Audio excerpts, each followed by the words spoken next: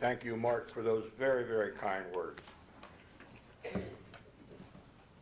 Toastmaster Stan, guest speaker Dick, President Steve, fellow inductees and presenters, and all of you guests, friends, and relatives of the Blair County Sports Hall of Fame class of 1994.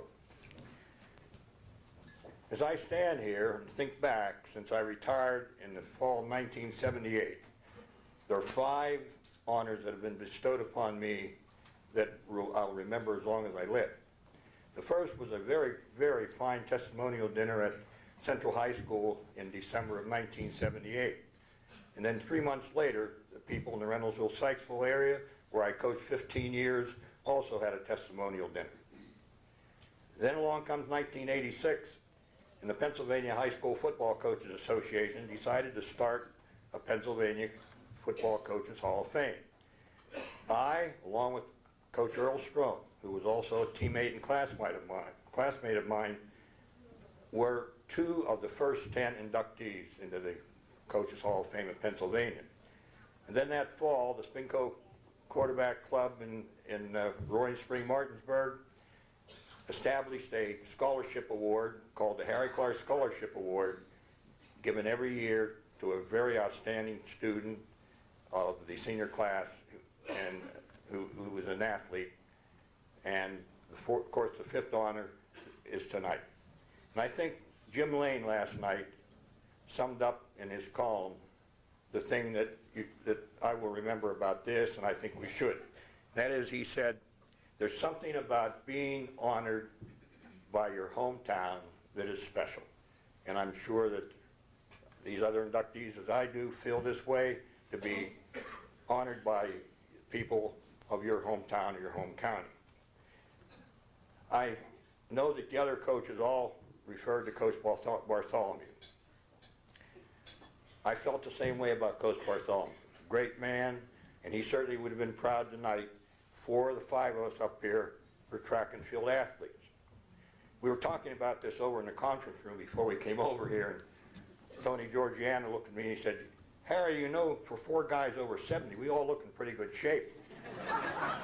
And he said, "You think we could find 4 or 5 other guys our age that would like to engage in a track meet?" Tony said, "I can still pole vault." He said, "You can run the hurdles and the high jump." He said, "We have Bill there for the javelin and the long jump, and Rabbit can run the 100, 200, and 400.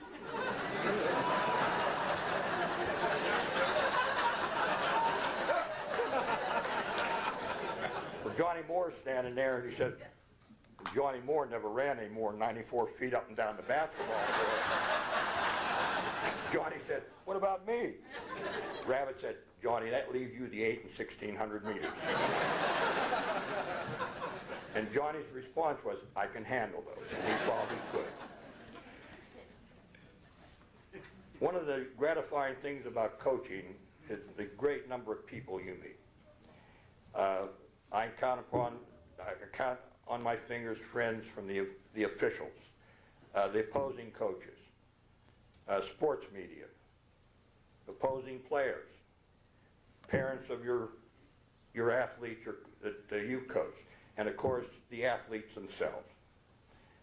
As I look back, I can think of so many stories about these young men that I've coached.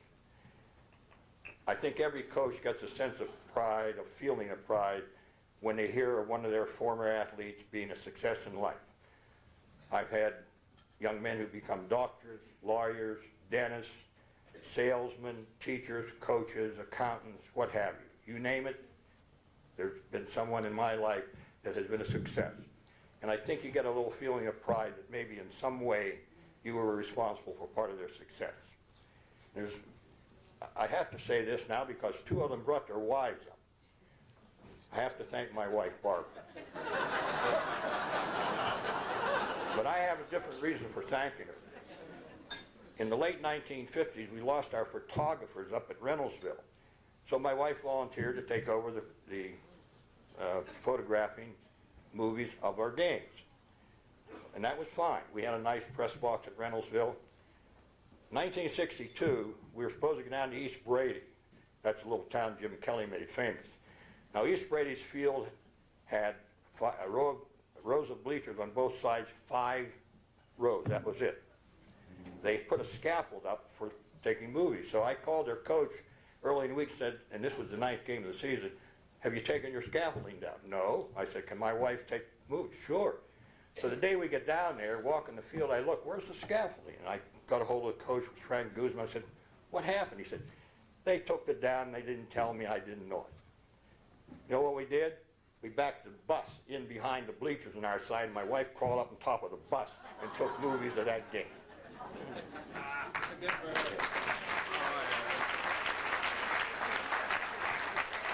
There's so many stories.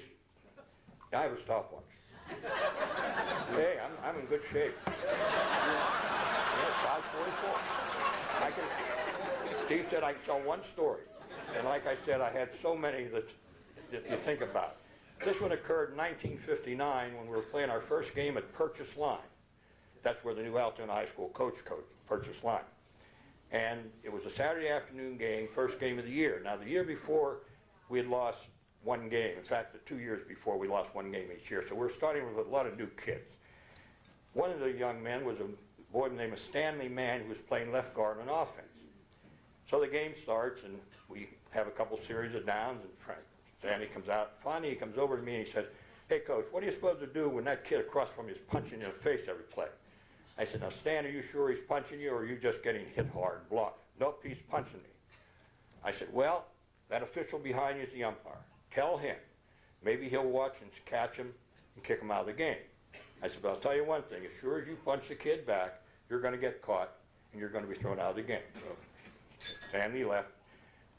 The half rolls around. We're ahead 8-7. We get out in the locker room. We line the kids up on the bench, the linemen. We start to check, where's this kid playing? Can you take him? Block him in, block him out. How can we help the quarterback? I get down to Stan, and I said, Stanley, where's that kid playing across from you? Head on me. Can you take him? Yep. Which way?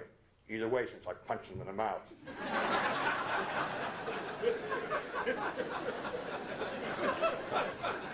So this has been a joyride.